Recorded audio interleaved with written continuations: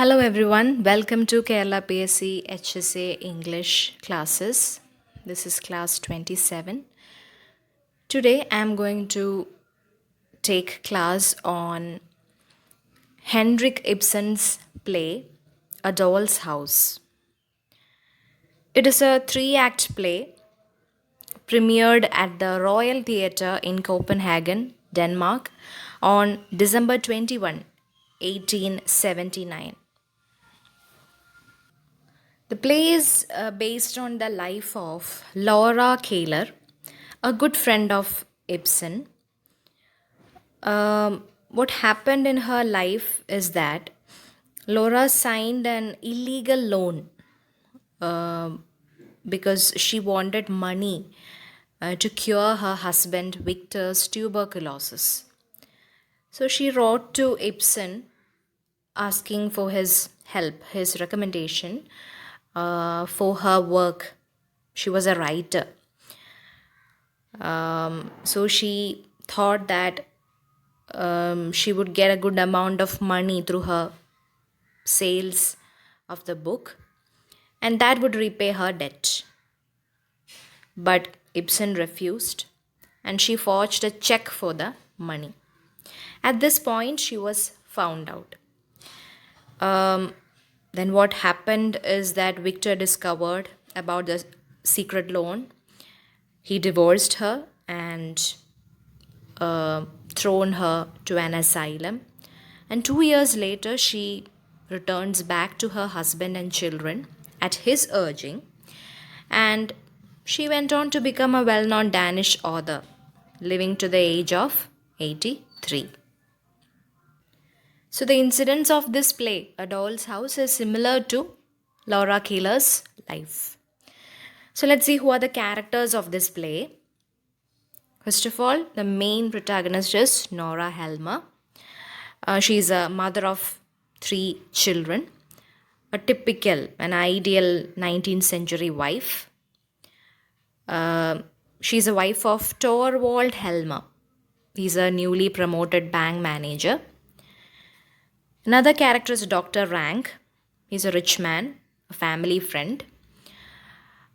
He is terminally ill, and it is implied that his tuberculosis of the spine originates from a venereal disease contracted by his father. The next character is Christine Lind. She's Nora's old school friend. She's a widow. She's searching for a job. And the next character is Nils Krogstad. He's an employee at Torvald's bank. He's a single father. He is supposed to be a scoundrel. He's revealed to be a long lost lover of Christine. She was in a relationship with Krogstad before the play begins. Okay. And the children of Nora and Torvald are Ivor, Bobby, and Emmy. Then there is another character, Annie Mary, who is Nora's former nanny. And now she take care of Nora's children. Then there is Helene, Helmer's maid. Then a porter.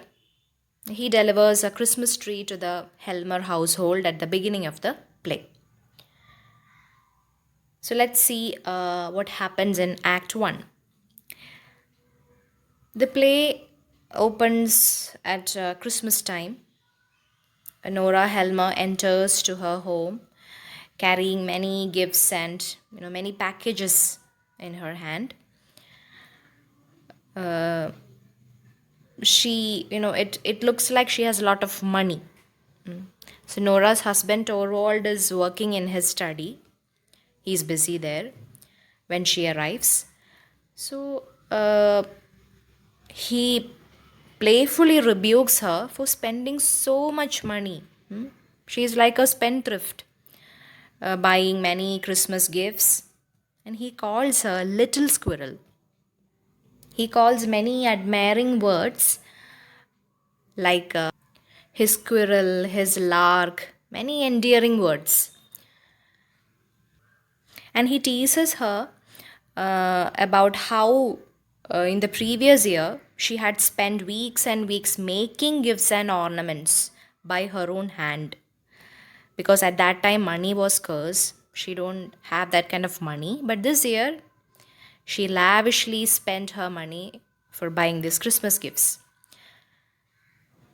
And Torvald is expecting a promotion at the bank where he works. And Nora feels that they can let go themselves a little this time. There's no problem.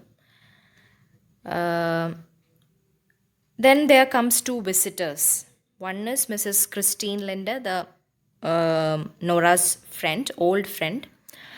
She comes there to seek an for a job, seeking for an employment. And the next visitor is Dr. Rank.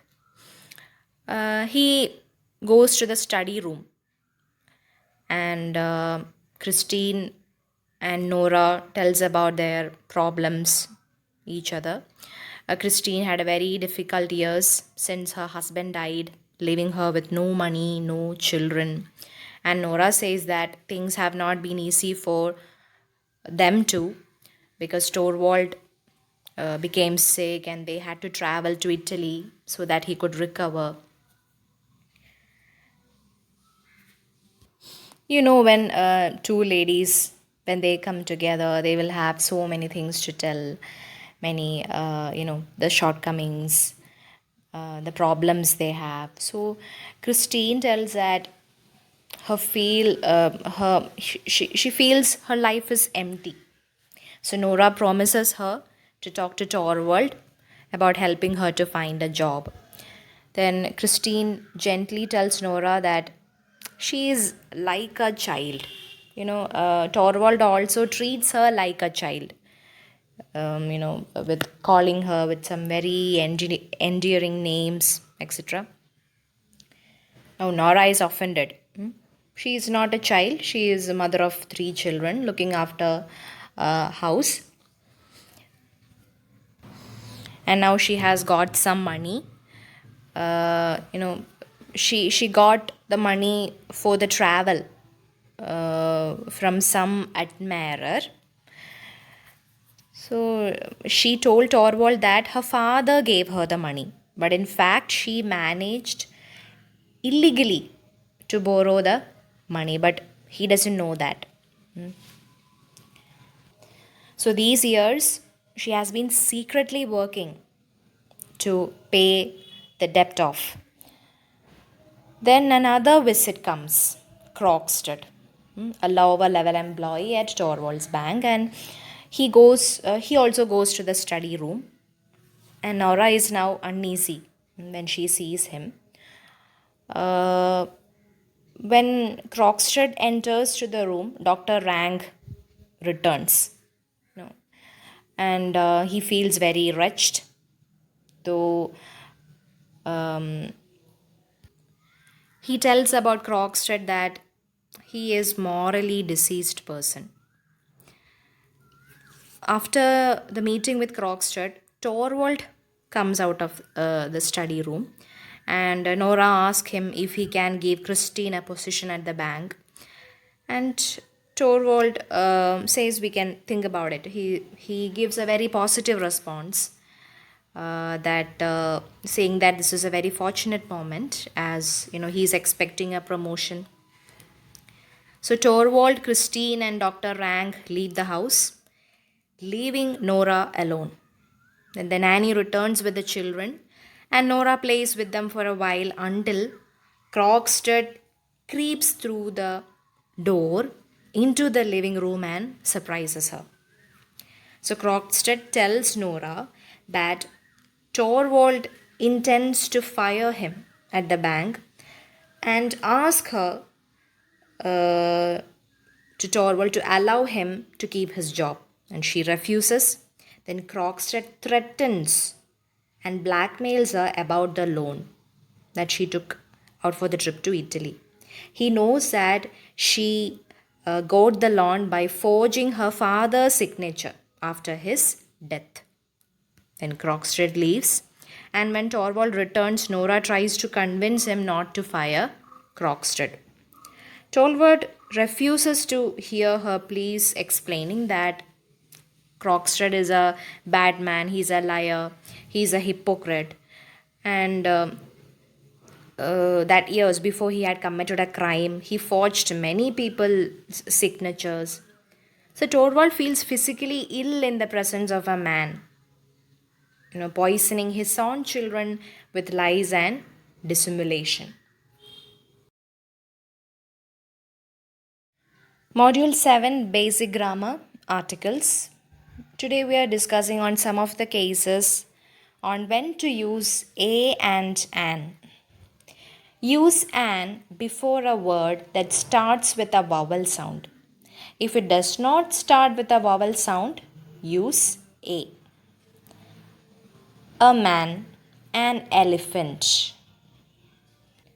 So, the most important thing to take a note here is that it is all about the sound. It is not the question of whether the word starts with a vowel, A, E, I, or U. No.